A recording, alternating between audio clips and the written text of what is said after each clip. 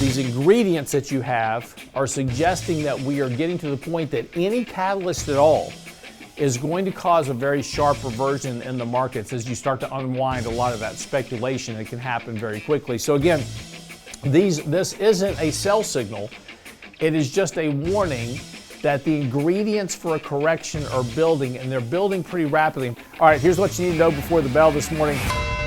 Earnings season going on right now. Everything is fine. Earnings reports coming in better than expected. Market had a nice rally yesterday. And again, we talked about a bit yesterday that, the market was kind of gyrating around, and what we wanted to see was a day where the markets actually just kind of ground higher all day, and that was yesterday. So actually a very bullish day yesterday for the markets. We had good solid buying all day long. We've had, quite a few days where the market was just trying to give up gains and those type of things. But yesterday, a much better outcome for markets, kind of just from a buying perspective. And, the one interesting fact yesterday was that volatility index collapsed. We were trading around 16, 17 on the VIX, and we just fell very sharply yesterday to 15 on the VIX volatility index yesterday. So just kind of all of a sudden just kind of gave up on volatility concerns and hedging for risk. And there was just a lot of, we've talked about this rise in complacency as of late, and we're now getting to very, very low levels on the volatility index. And again, that doesn't mean anything in and of itself. And as we've talked about before, a lot of these things like put call ratios, like the volatility index, like credit default swaps is another one that's basically that's in today's daily market commentary. We talk about high yield spreads relative to treasury spreads, but credit spreads are extremely compressed as well right now. Again, nothing wrong with any of that, but what those are ingredients.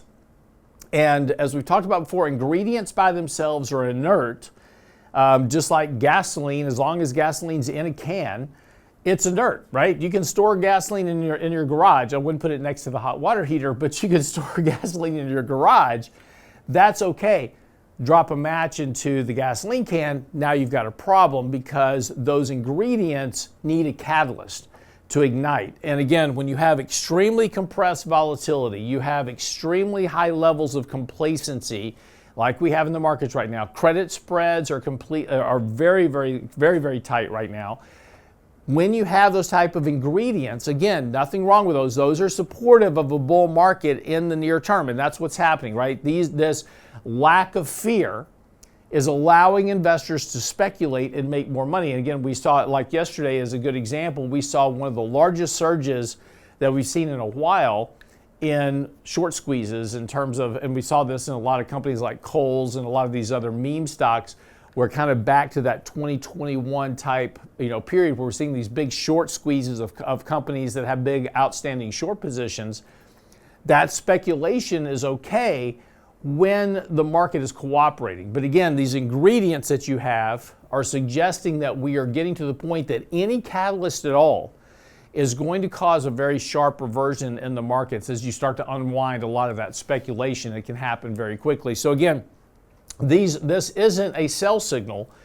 It is just a warning that the ingredients for a correction are building, and they're building pretty rapidly. And particularly when we saw yesterday this very sharp drop in volatility just in one day, that's just something that really tells you that just complacency is really kind of coming back into the market as a whole.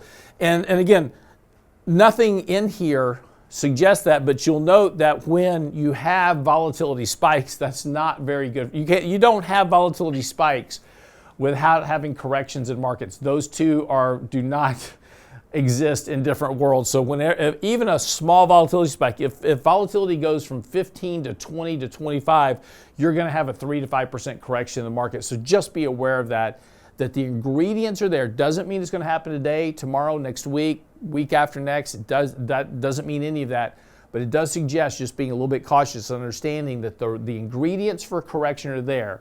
We're just missing the catalyst. And that's the thing you've got to watch out for. All right, that's what you knew before the bell this morning.